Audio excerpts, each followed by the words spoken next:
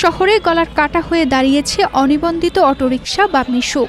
3 চাকার এই যানে বেড়েছে অসহনীয় যানজট। 5 মিনিটের পথ পাড়ি দিতে সময় লাগছে আধা ঘন্টার বেশি। যে যার মতো করে স্বাধীনভাবে শহরে গাড়ি নামাচ্ছেন। এ যেন অভিভাবকহীন নগর। স্থানীয় পৌরসভা বা জেলা পুলিশ যেন বেভোর ঘুমে। কর্তৃপক্ষের হিসাবে শহরের বাইরে থেকেও বিপুল সংখ্যক অটো আসছে প্রতিদিন। এতে ভোগান্তিতে রীতিমতো মাত্রা ছাড়িয়েছে।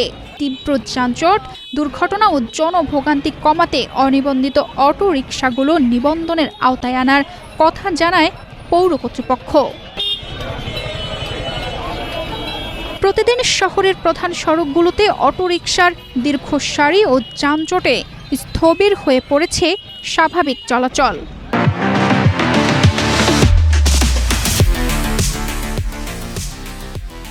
শহর ও পৌর এলাকার মতো তুলনামূলক ছোট পরিসরে এলাকায় যে সময়ের মধ্যে যাতায়াত শেষ হওয়ার কথা, বাস্তবে তার কয়েক গুণ সময় লাগছে। এতে শিক্ষার্থী, চাকরিজীবী সহ সাধারণ মানুষ চরম দুর্ভোগে পড়ছেন।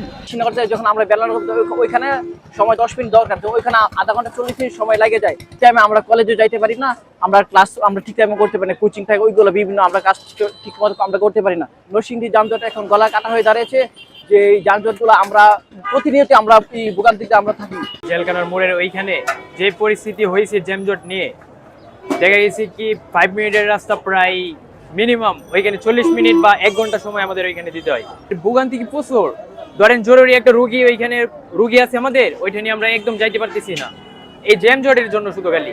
স্থানীয়দের অভিযোগ, এসব অটো রিকশা চালকদের অধিকাংশেরই বৈধ ড্রাইভিং লাইসেন্স নেই। ন্যূনতম দক্ষতা ও অভিজ্ঞতার অভাবে প্রায় ঘটছে দুর্ঘটনা। সড়কে যে কোনো স্থান থেকে হঠাৎ যাত্রী ওঠানো, সাইড লাইট ব্যবহার না করা এবং ট্রাফিক নিয়ম অমান্য করাই যেন অনেক চালকের স্বাভাবিক অভ্যাসে পরিণত হয়েছে। যানজটে এত ভোগান্তি হচ্ছে যে আমাদের যে প্রত্যেক দিনের যে আমাদের মানে সময়গুলো আছে, ঠিক আছে, ওয়ার্কিং টাইম যেগুলো, এগুলো ব্যাপকভাবে নষ্ট হচ্ছে। আমরা যদি আধা ঘন্টার কাজটা আমাদের শুধু এই যানজটের কারণে 1-2 ঘন্টা লাগতেছে।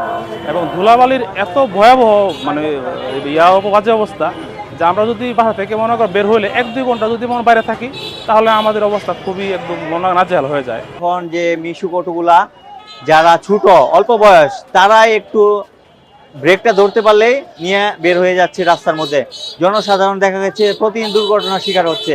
এই মিশু চালানোর তো কোনো লাইসেন্স বা এমন কোনো কিছুই প্রয়োজন হয় না, যার কারণে একজন মানুষ বিদেশ থেকে আসলেও ওরা মিশু নিয়ে বাইরে হইতেছে।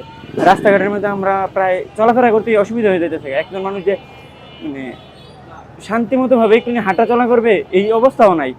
আমরা চাচ্ছি যে মিশুর একটা কোনো ব্যবস্থা করা হোক, যে মানে ওরা হয়তো লাইসেন্সের ব্যবস্থা করুক, বা যারা মিশু চালক আছে যে ওদেরকে কোনোভাবে ট্রেনিংয়ের মাধ্যমে যেন করা হয় আর কি, যে দক্ষ ড্রাইভার হিসেবে করা হয়, যেন ওরা নিয়ম নীতি মেনে চলে বা মিশু কমানোর জন্য কোনো কিছু একটা ব্যবস্থা করা হোক। এ বিষয়ে পৌর কর্তৃপক্ষ জানায়, নরসিংদীতে অটোরিকশা একটি চ্যালেঞ্জ। এটা সীমার মধ্যে আনার চেষ্টা চালাচ্ছেন তারা। কয়েকটা পয়েন্টে বেশি সমস্যা, সেটা হচ্ছে জেলখানার মোড়, আর এদিকে হচ্ছে আশিনগর এবং মালাকান মোড়ের ওইদিকে, এবং স্পেসিফিক টাইমগুলোতে এই সমস্যাগুলো দেখা দেয়।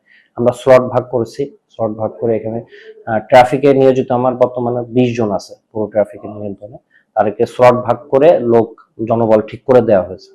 এবং আমি ডিসি অফিস থেকে আমি নিজেও মাঝে মধ্যে ফোর্স নিয়ে এসব জায়গায় আমি তাদের সহযোগিতার জন্য আমিও যাই, যাতে তাদের জন্য একটু সহজ হয়। কারণ অনেক দিনের বদভ্যাস আসলে একদিনে সলভ করা টাফ। সোফার আমরা চেষ্টা করতেছি, আশা করি অতি শীঘ্রই এটা একটা চেঞ্জ আপনারা দেখতে পারবেন ইনশাআল্লাহ। খেটে খাওয়া অটোরিকশা ও মিশুক চালকদের প্রতি সহানুভূতি থাকলেও সার্বিক পরিস্থিতি বিবেচনায় সংশ্লিষ্ট কর্তৃপক্ষের যথাযথ সিদ্ধান্ত নেওয়া প্রয়োজন বলে মনে করছেন সচেতন মহল। তাদের মতে ড্রাইভিং লাইসেন্স বাধ্যতামূলক করা, চালকদের প্রশিক্ষণের আওতায় আনা এবং অটোরিকশার সংখ্যা নিয়ন্ত্রণে আনলে দুর্ঘটনা ও জনভোগান্তি অনেকটাই কমে আসবে। তানজিদা রহমান, ইনায়া, বাংলাদেশ প্রতিদিন।